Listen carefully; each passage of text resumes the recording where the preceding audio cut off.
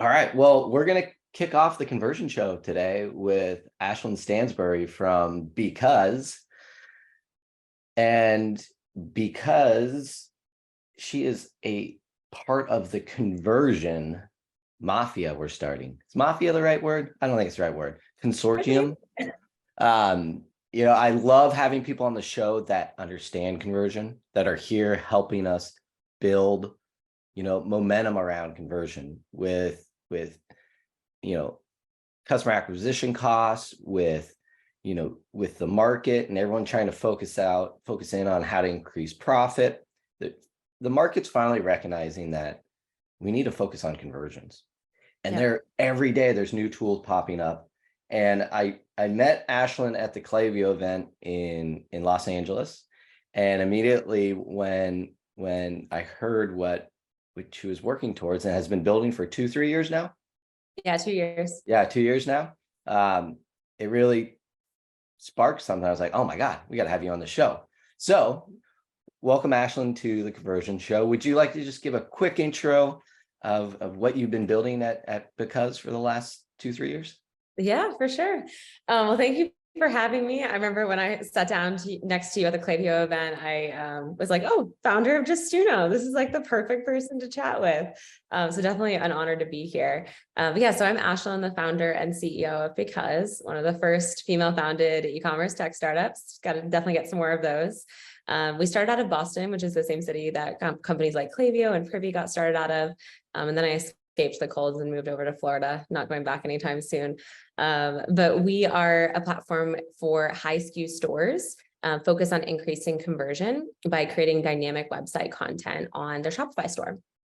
We specifically focus on helping Shopify merchants that have high volumes of products. They might sell hundreds of products or thousands or even tens of thousands of SKUs and are interested in creating a dynamic content experience across their website, where every site visitor that arrives can have a unique experience associated with the product that they're interested in buying, as well as based off of who they are, based off their order history, their geolocation, demographic information, and any other data that might help to drive a personalized conversion experience. Well, congrats on founding.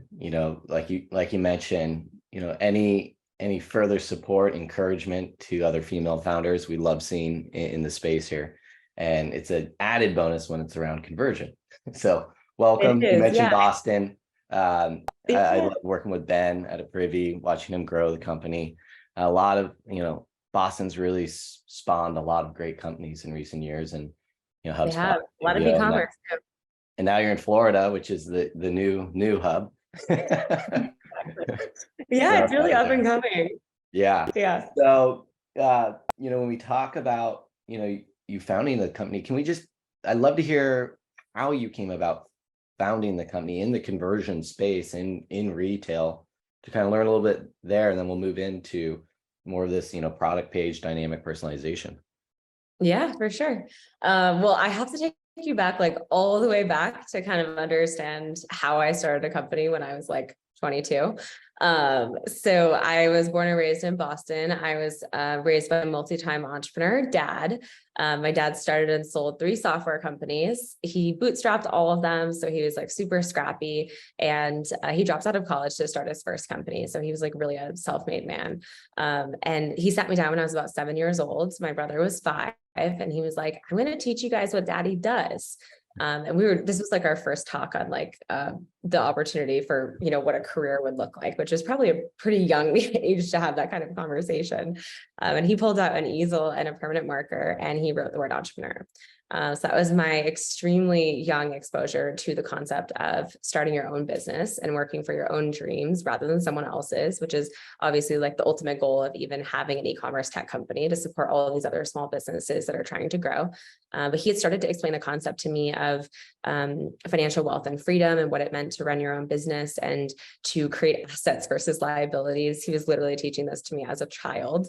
I read Rich Dad Poor Dad when I was like 13, which was like my foundation to my financial mindset. And so I decided to go to Babson in Wellesley, which is a school focused almost entirely on entrepreneurship. I tried to get as much of an entrepreneurial education as possible, which you can kind of do in the classroom. Babson does a pretty good job with it. And I started because right when I graduated, The first couple of years I was working on a completely different company. I went through a super fun startup pivot journey, which I've documented at length on LinkedIn if anyone is interested in kind of checking out how you go through that journey. But the first couple of years were actually focused on an influencer marketing platform, which has pretty much nothing to do with what we do today. So I won't go into too much detail on that. But it was the middle of COVID, and we were seeing just all of these changes in a lot of the brick and mortar stores shutting down, not knowing when they were going to be able to open up again, and e-commerce just absolutely booming. I was not super familiar with e-commerce at the time, but I knew that it was the place to go. I just had this like gut feeling that it was something I wanted to get into. We had just raised our pre-seed round. We had, cash in the bank. We had barely spent any of it. Startup days back when our burn was like 10K monthly. We were like, okay, well, we can start to pursue a new direction here. I reached out on Instagram DM with a couple of interns that were helping me into as many Shopify brands as I could possibly get my hands on. It was like, please just talk to me. I tried to reach out to like female founded brands, like anyone that would give me the time of day.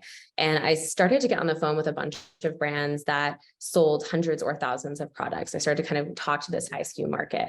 And I started to realize that over 40% of e-commerce stores sell greater than 50 SKUs, and no one had ever built for them before.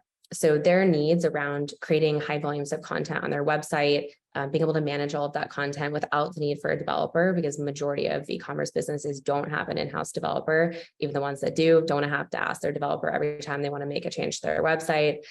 We started to really uncover this opportunity to build for these guys. It was not clear exactly what we were going to build. That's been something we've been continuing to iterate on throughout our journey, but we knew that it was something related to building for this part of the market. I'm just envisioning you sitting at the easel trying to figure out your lemonade stand. Like you're, Yes. oh yeah. No, yeah, that's really cool to hear.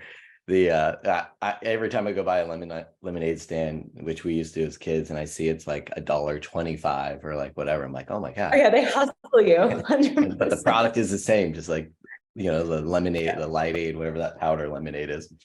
So, oh yeah, I was a Girl Scout cookie and I rocked those Girl Scout sales.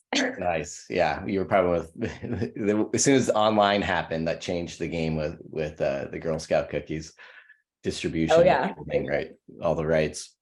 So as we talk about tools for digital marketers for conversion and focusing on a product page, a SKU. Yeah. Inventory is something that is a brutal aspect of retail. It's one of the reasons it was the first thing I was excited about getting out of retail, was just managing inventory makes or breaks businesses, especially when you're DTC and you have to produce it, you have to sit on it, and it's all about flushing it out. But that's why people go to websites. They go to buy the product. And so they get on the product page, and oftentimes even on there's so much low-hanging fruit when it comes to a product page. Across the board, when it comes to conversion optimization, the stat still stands true. Roughly for every $90 spent to drive traffic, $1 or $2 is spent to convert that traffic. So as we look at areas, there's hundreds, if not thousands, of ways to optimize a website, but digital marketers don't have the time to do it all.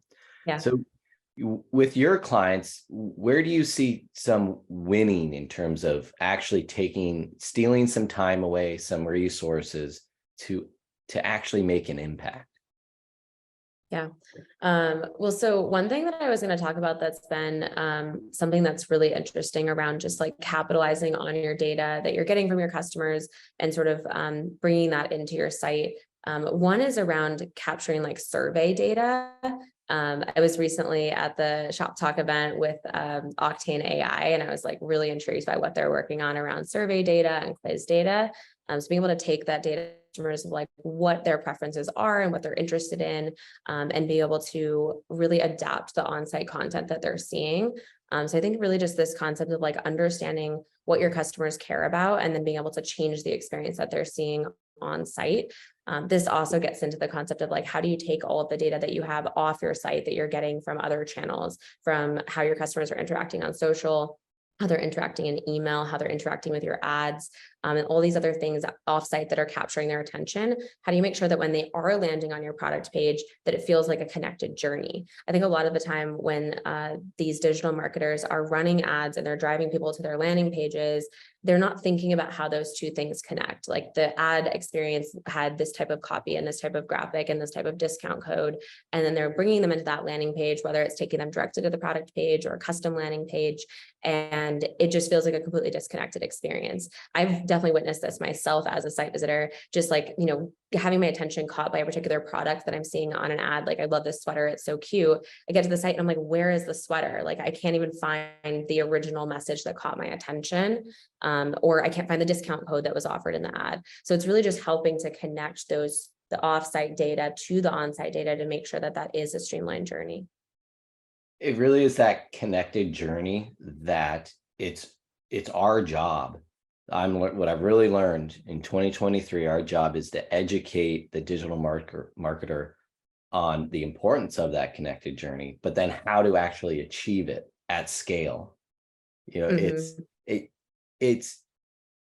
It's shocking how many major retailers, high SKU retailers, are treating every visitor the same. Yeah. Yep.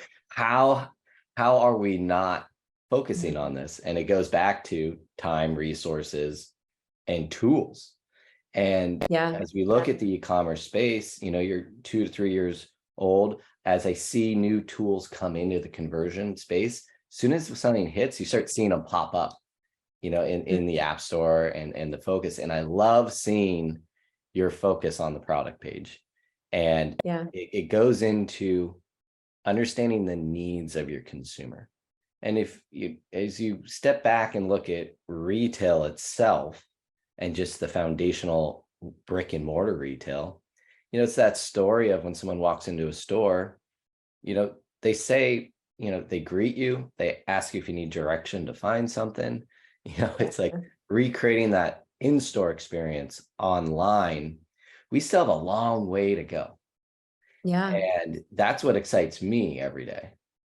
Yeah, one of the things that I've noticed, just like specifically being focused on high SKU stores, is how much real estate is wasted on the product page. The product page is one of the parts of the site that has pretty much remained unchanged for a decade and is not very different across majority of retailers. You'll look at different home pages, you look at different landing pages, different collection pages, and people are starting to get creative, kind of making changes and making them different and unique. You look at the product page, it's always the image on the left, the title on the right, the price below that, product description below that, maybe an accordion below that. Scroll down, you get to recommended products, you get to reviews. Like, it's the same exact layout on literally every site. So that was actually one of the reasons why we thought that the product page was ready for so much innovation, is because there is so much standardization around inserting new content. You can kind of predict what's there and where the opportunities might be, especially from like an automation perspective, where our platform is focused on being able to automate new content being added to the site quickly and without the need for a developer. Because of the standardization of the product page, it allows for that to happen easily. But there are so many like white spaces and just opportunities for new content in that very archaic structure. So it's that standard. People are afraid of change and affecting something that they may lose their job. That's where like the A/B testing can come in. What are some of I fully agree with you. You pointed out a few key areas for opportunity where people are losing. What are some, like, how can you win? What are some, like, what are some opportunities that people can plug in today, do you think?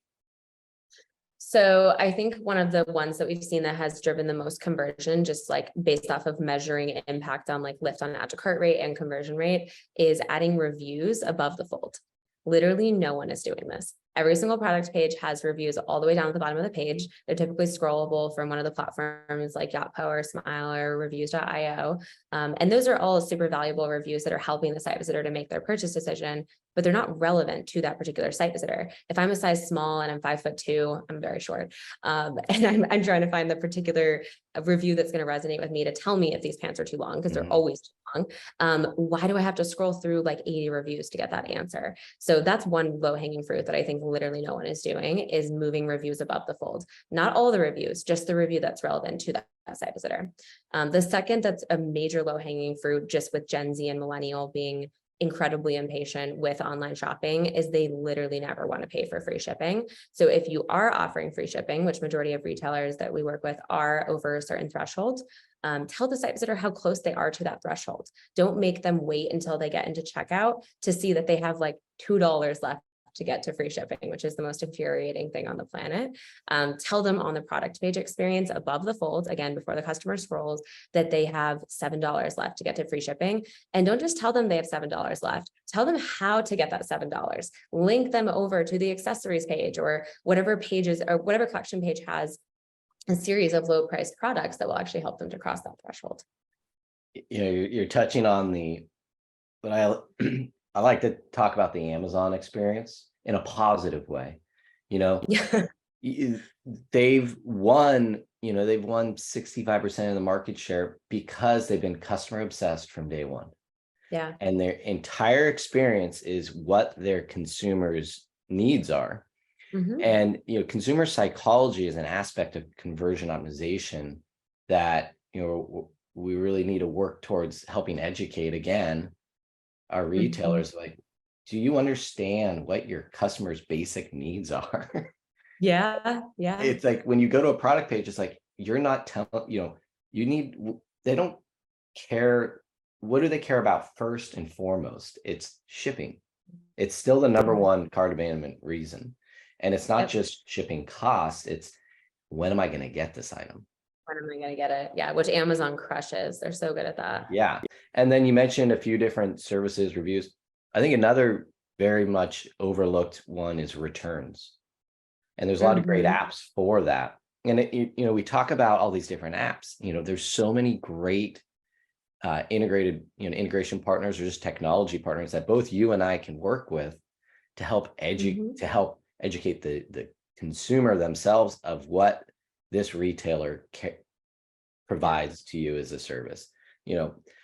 I personally don't shop places because I know the returns might be a total pain. Oh yeah. I think I've switched to a lot of my purchases on Amazon because I'm so worried about the returns. Right. Which I hate to admit, but 100%. There's another aspect, product pages probably, when it comes to bounce rates and looking at product pages, trying to understand why people are bouncing. I personally, and I'm sure I'm curious for you to do it, I know other people do it, is I love supporting brands directly. But if I don't trust that brand, if they don't speak to me to understanding that they understand what my needs are, I will go all the way through. Then I'll just Apple Tea, Amazon, boom. I know I'll get it next day, free shipping. Same thing on Amazon. Yeah. That is something that it's an opportunity for us to educate the shopper on our product page about why it benefits them to shop with us.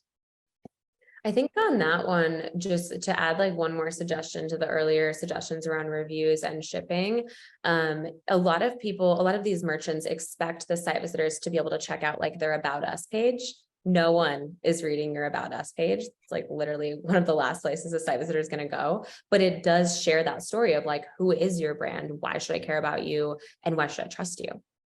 So part of my new thing this past 6 months is I've been actually, well, not reading, I can't say read, I've been using Audible for reading up on conversion books and consumer psychology.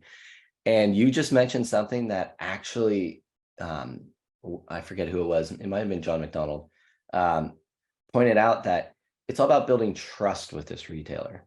And they suggested the About Us shouldn't be buried. It should be actually brought to the forefront of, look, this is what we believe in as a retailer. Like our customer is everything. We care about this is what you're buying. You're not just buying a product, you're buying into a brand and the story of the brand. Because the product page the way it's structured today assumes that the site visitor arrives on the homepage. That's not always the case today. Majority of the time it's not, because site visitors are coming from social and they're going straight to the product that you're advertising. So you're expecting the site visitor to be navigating around that buying journey and being able to see what you care about as a brand. But the product page today doesn't talk about the brand. And I think that's a big weakness. What you don't, I won't hold you to this if you don't know this, because I personally don't know this. What is the percentage of traffic that will arrive on a product page over a homepage? I don't know the stat offhand, but I know that it is significant, the percent that are going straight to the product page or straight to a landing page, because majority of D2C brands are running their businesses off of social ads and they're not dropping their social ads straight to the homepage. Yeah. I mean, there's so much to uncover. It's like when you start, what I love doing is when you start with a website, start by just analyzing their traffic and breaking it down to the new versus repeat, understanding those are two different customers. And then you have the repeat that are waiting to buy. You know, people will visit a site, you know, upwards. There's a great example. This one book, like a woman going to a site 543 times before buying $1,000 pair of shoes. Oh my gosh. This was in this book I was reading. But what they were saying is it cost that brand so much more money to retarget that person to bring them back. They lost money on that $1,000 pair of shoes because they couldn't convince them on the product page to buy. So yeah, are there what other opportunities do retailers have to help convince that shopper to check out on that page?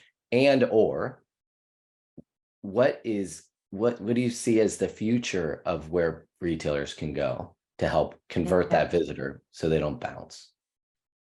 So if you've already covered your like brand story, like what does your brand care about? You've already put some type of messaging on your product page that's like emphasizing who you are as a brand to build that social trust. If you've already, you know, brought some reviews or one review above the fold, that's going to resonate with that site visitor, that's giving social proof, and you've already covered shipping. The other suggestions that I would have would be, first, talk to either the founder of the company or the digital marketer, whoever knows the customer the best. And on each of your products, or even just start with your collections, if you have a really large catalog, ask yourself, why would a customer buy this product? We did this exercise with one of our customers, Tomboy X. They're a gender neutral apparel brand, and they offer things like underwear and bras and loungewear. And we went through this exercise with their digital marketing team where we asked them, okay, why would a customer buy these boy shorts? Like, you know, we don't know their product as well as they do. So we're asking them these questions to get these answers on them. And they go, oh, well, you know, they don't ride up and they're the right length and they're really comfy. And they're kind of going through all of like their reasons for why the product was designed. And I'm like, perfect. Let's put that right at the top of the page, because, you know, you can talk about your ingredients and your materials and the percentage polyester and all of that in your product description. But why don't you just talk about the key reasons why you even designed the product in the first place? This obviously becomes more difficult with the more products you have, but you can also do this on a collection level. Just say why you designed the entire Tencel collection. I love that question.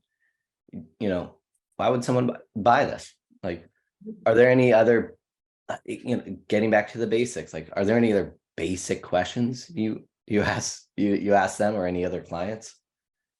Yeah, I mean, around, you know, what are the benefits of the product? If it's apparel, it's more just like, you know, did you design them to be like comfortable or the certain length or whatever it might be? With food and bev or supplements or anything of that nature, it's obviously going to be more geared towards the benefits, which can also definitely be displayed through social proof. Like, rather than trying to talk about your own benefits, get your customers to talk about them, right? Put that in social proof. And then the final piece that I always recommend is cross-selling and upselling. This can be dangerous because it can take the site visitor away from the product they're on. But if the site visitor landed on your site because maybe something about the ad caught their attention, the product they landed on isn't the one they're going to buy, most likely they're going to bounce. If instead you have an option that says, not looking for this, looking for this, and you can suggest them over to that other product, that's going to be a really great way to continue that shopping journey versus just saying, oh, well, this isn't the right product for you. See you never. Like, you're never even going to remember my brand. The 35% of Amazon's revenue is from product rec. Yeah. Like, not And this one, go over here. yeah, and I think the opportunity there is really, again, speaking to the consumer with data. It's like, why are you showing? I don't think we explain enough of why we're showing them these items. What if Yeah. we added, 83% of consumers also bought this item with that item, or, Ooh, like yeah. we can start leveraging data to explain to people why they're experiencing something Yeah. versus, oh, they're just Well, trying to sell me this. I know you guys are like pretty big on like AI and product recommendations. Like, how are you thinking about all of the changes that have happened in the AI landscape to make those product recs better? Because I think that's one of the biggest complaints in the space is that they can appear random and they're not always relevant to the site visitor. Like, how does that get better with all of these recent advancements? So there's little tweaks that can be done to make it more relevant in terms of, like I mentioned, why aren't we exposing the data behind the logic? Mm-hmm. That I think is the lowest hanging fruit. Communicate to me why this is here, and it'll I can't make the connection, but if the data is there, you can. And as we talk a lot Right. about AI, what it really is machine learning. It's like, let's take in all this data and we will do all the work for you and present it. Obviously, you can tweak the algorithms and stuff. And it Mm-hmm. even goes into, we've talked a lot about product page, but there's so much that can be done with product rec when it comes even to the homepage or any page, is that just study what Amazon's doing and Mm-hmm. apply it to your site. Yeah. And that is what's exciting about today, is we can now, the tools are now available that Amazon has built into their system to the everyday retailer to compete. And then you One of my talk. friends works at Amazon and he is the director of engineering and he has 300 engineers that work for him. And I asked him, like, what do you guys work on at Amazon? Like, what's your main focus for your team? He's like, oh, we just run the review section. I'm like, 300 engineers just for the reviews. Yeah, You can imagine how many engineers are working on their product recommendations and all of their other features. there it's endless. But then you look at, as we get back to the product page, and like in retailers, brands themselves, is that what is their competitive advantage over Amazon? And what it is they own their product. And guess what? You can now do free gifts with your product. You have Yeah. the margin with your own product where you can do something Amazon can't. You can say, you can communicate on that product page, hey, free gift with this purchase, or free gift if you add X more dollars to your cart, to get them, why should I shop with you over Amazon? There's a reason. One of my favorite brands is Il Maquillage. I use their foundation and their mascara. I originally, when my very first experience with the brand, they sent me their, like, have you ever heard of like the color matching quiz that they do where they try to like match your skin Oh yeah, perfectly the that's first. super So the first powerful. time I didn't believe it at all. I was like, I don't think this is going to work. The first time it didn't work. It was so orange. I looked like Snooki, and I messaged them and I was just expecting a really negative response from like a lot of other experiences that I've had. They were like, just keep it. We're going to send you a full bottle of a new one for free. So I got that next one. It was the perfect color. I've been with them for about 2 years now. I think I get it every 2 months. I'm on subscription. Every 2 months, they send me a new bottle of foundation, and every time there's a free gift. The number of products that I now purchase from them on repeat, because I tried that mascara when it was a Mhm. free gift, or I tried that lipstick when it was a free gift. And I'm obsessed with that product too. It's about like putting your product forward. Like, if you believe in that mascara and you think you're going to get someone addicted to it by giving it for free, do it. Right. And now I'm such a loyal follower of that brand. The greatest marketing dollar you can spend is investing back into your customer. Yeah. And that's where organizations, you have to have that buy-in from leadership to take some of that offsite spend and invest into it, whether it's product giveaway, whether it's paying for shipping, whatever it is, to take care and focus on the customer. Like your story right there is a perfect example of brand I keep loyalty. wondering when they're going to stop sending me all these free gifts, because I've gotten so many. So, we're coming up to time. I could keep chatting for a while here, but our listeners probably need to get back to their, maybe they're finishing their drive or their workout. We touch on it lightly, but maybe to finish up, we could hear where you really view the future? What's next for Because? What's next for conversion in your mind? As we, we're just finished Q1 of 2023. How are we going to finish the year? Can't believe it's 2023. So I'll share a little bit of just like where my mindset is right now, which I think wraps up a lot of the conversation we've been having today, of trying to take the data that these merchants have from other off-site channels and being able to use that data to enrich the on-site experience. So I'll give an example of an integration that we just launched, which was why I was at the event. So we just launched an integration with Klaviyo, where we are getting access to all of the data that the merchant has inside of Klaviyo associated with their customer segments. So like, let's say their never purchase segment or their VIP segment of customers, all of their campaigns, so any promotional campaigns they're running, and all of their flows. So abandoned cart flows, and any other flows that are associated with getting customers back to the site. So for us, what we're basically trying to do is take all of the data from that channel, that offsite channel, and when the site visitor arrives on site, detect who they are. We know that they're in that never purchase segment. We know that they're coming from that abandoned cart flow. They just received that email from Klaviyo, or they just received an SMS from Attentive, and then change the messaging that they're seeing on site. So for us, we're focused on just changing text-based and image-based content on site based off of whatever data we know about that site visitor, as well as data that we know about the product that they're viewing. In the Klaviyo example, if a site visitor arrives on site from that never purchased segment, why don't we offer them a discount code, because we know that they came back. We don't want to offer that discount code in our top announcement bar to everyone, because then everyone's taking advantage of that discount code. But let's offer that discount code to Joe, who we know is part of our never purchased segment. We know he's been back to the site 6 times in the last couple of weeks, and we know he's been eyeing this pair of jeans, and let's get him to convert. Is today the day, Joe? Today is the day, Joe. The personalization element of it. Yeah, Klaviyo, I was amazed at their focus this year in really being the aggregate of everyone's data. They're very much in integrations now, coming in and then also going out to create this, this cross-platform connected journey. Oh yeah, the way that they were talking about all of they had a slide for each section of like personalization.